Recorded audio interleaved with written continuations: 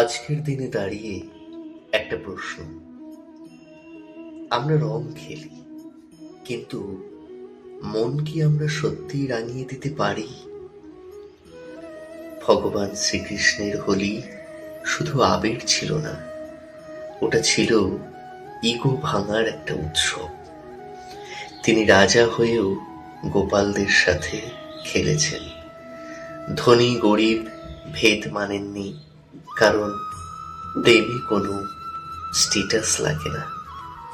আর রাধা, তাদের প্রেম ছিল অধিকারহীন, শুধু অনুভূতি।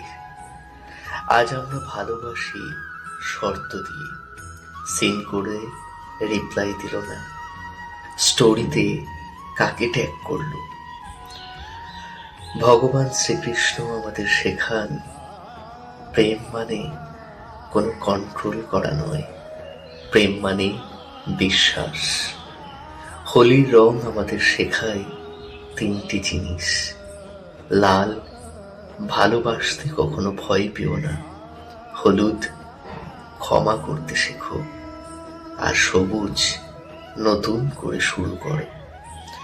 আজ আমরা ব্লক করি, আনফলো করি, কিন্তু ক্ষমা করি না।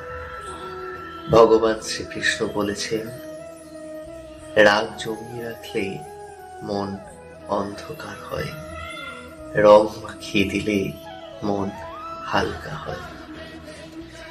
আর একটা কথা, হোলিতে সবাই একই রঙে রাঙা হয়। কে বড় কে ছোট বোঝাই যায় না। কৃষ্ণের প্রেম আমাদের শেখায়, মানুষকে মানুষ হিসেবে দেখো, ট্যাগ হিসাবে নয়। তাই এবারের হোলিতে শুধু ছবি তুলো না, মন থেকে একটা রাগ মুছে ফেলো, একটা পুরনো সম্পর্ক ঠিক করার চেষ্টা করো, একটু সত্যিকারের ভালোবাসো। কারণ কৃষ্ণের প্রেম মানে ভক্তি, বিশ্বাস আর নির্ভেজাল আনন্দ। এই হোলিতে তুমি কাকে ক্ষমা করবে, কমেন্টে নামটা পারলে লিখো। আর অবশ্যই কমেন্ট বক্সে লিখো, জয় শ্রীকৃষ্ণ, হরে কৃষ্ণ। ভিডিওর কথাগুলো তোমাদের হৃদয় ছুঁয়ে গেলে ভিডিওটি লাইক করো, চ্যানেলটি সাবস্ক্রাইব করো, শেয়ার করো তোমার প্রিয় মানুষের সাথে।